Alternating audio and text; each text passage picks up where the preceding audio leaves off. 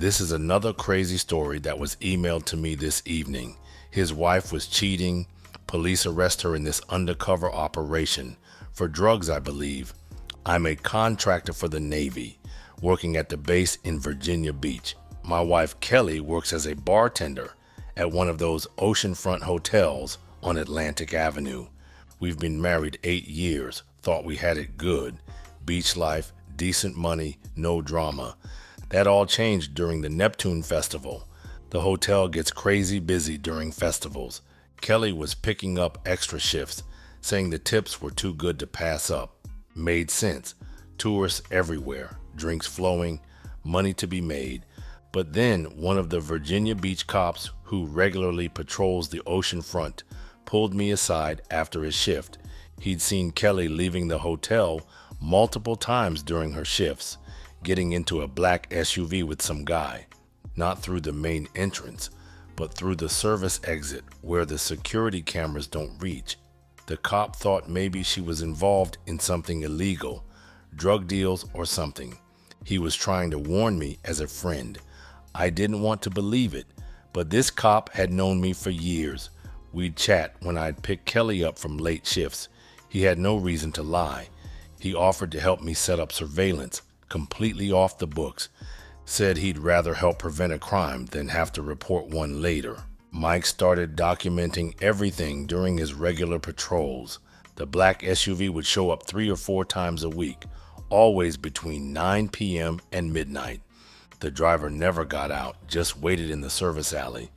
Kelly would slip out for what she called her smoke breaks, but she'd be gone 30 to 45 minutes at a time. The hotel's head of security was a retired Navy guy I knew from the base. When Mike approached him about possible illegal activity, he pulled the service entrance camera footage.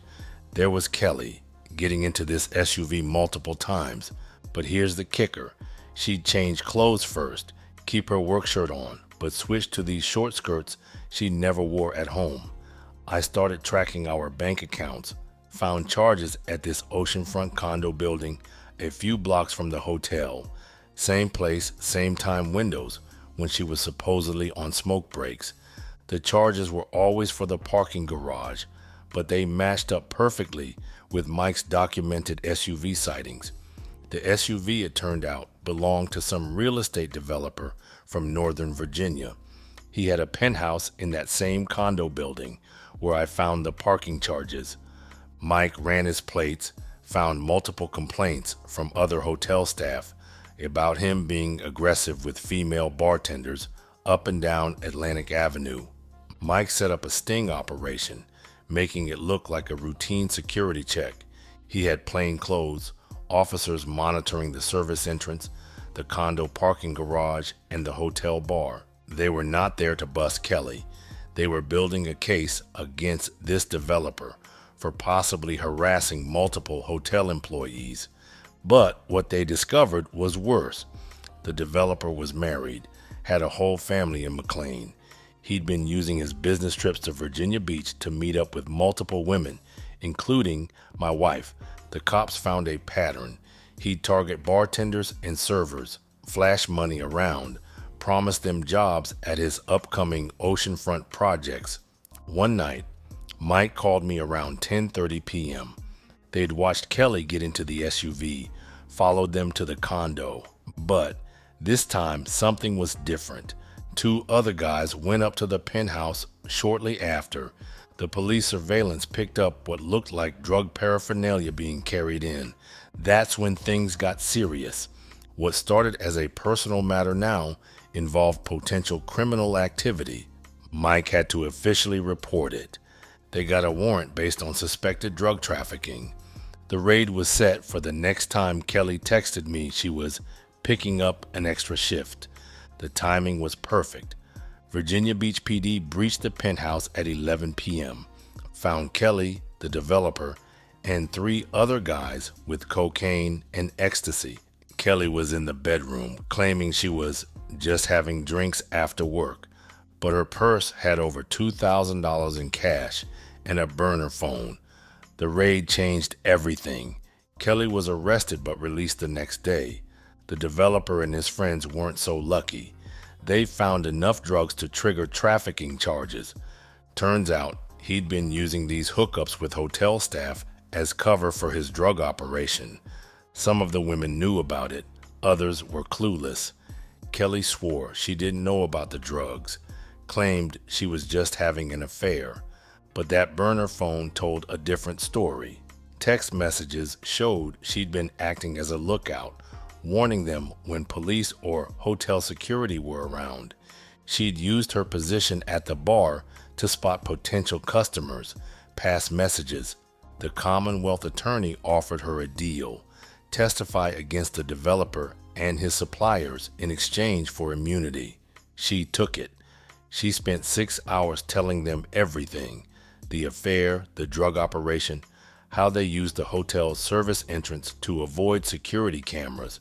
She even gave them the names of other hotel staff involved. Meanwhile, I had my own decisions to make. The Navy got involved and questioned me because of my assignment, which involved me having a security clearance. I had to talk to my boss and tell him everything that went on. I filed for divorce immediately, submitted all the police documentation to explain why. My command was understanding, helped me transfer to Norfolk to get away from the whole mess. The developer's wife showed up from Northern Virginia, driving a brand new Mercedes. Well, it looked like she was one step ahead of her husband. She'd already emptied their accounts and contacted a divorce attorney. She actually thanked me, said she'd suspected the affairs, but never imagined drugs were involved. Her divorce settlement would be massive since he was facing serious charges. Kelly's testimony blew the whole operation wide open. The developer wasn't just dealing at the oceanfront. He had similar setups in hotels, from Virginia Beach all the way up to Ocean City, Maryland. He'd use affairs with hotel staff to establish his cover, then expand into drug distribution. 7 other hotels, 12 other employees involved. The Virginia Beach Oceanfront Hotels Association had an emergency meeting. 4 hotel managers were fired. They'd known about suspicious activity, but ignored it because the developer was bringing in big business, booking entire floors for his real estate conferences. Those conferences turned out to be drug distribution planning meetings. Kelly tried to play the victim, crying about how she was manipulated, didn't know the scope of what was happening. But the prosecutor had those text messages.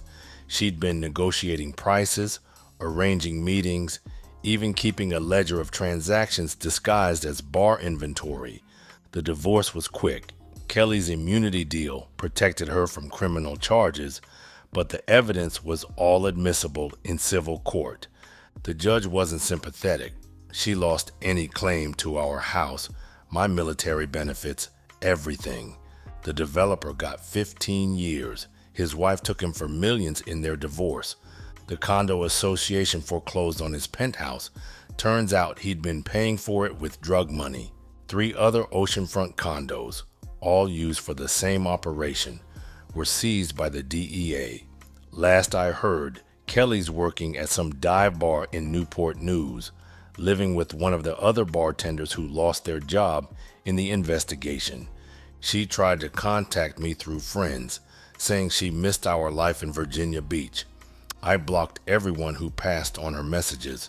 Mike, that cop who first warned me, he got promoted to detective after the case wrapped up. Still patrols the oceanfront sometimes, keeps an eye on the hotel service entrances, says there's always someone trying to run a scam at the beach, but that was the biggest one he'd seen. I'm doing better now. My Norfolk contract pays more, and I'm dating someone who works at the Naval Hospital. Completely legitimate job. No mysterious smoke breaks or burner phones. Sometimes I drive past our old spots in Virginia Beach, but it doesn't hurt anymore. Just reminds me how lucky I was to have a friend in the police department who cared enough to tell me the truth.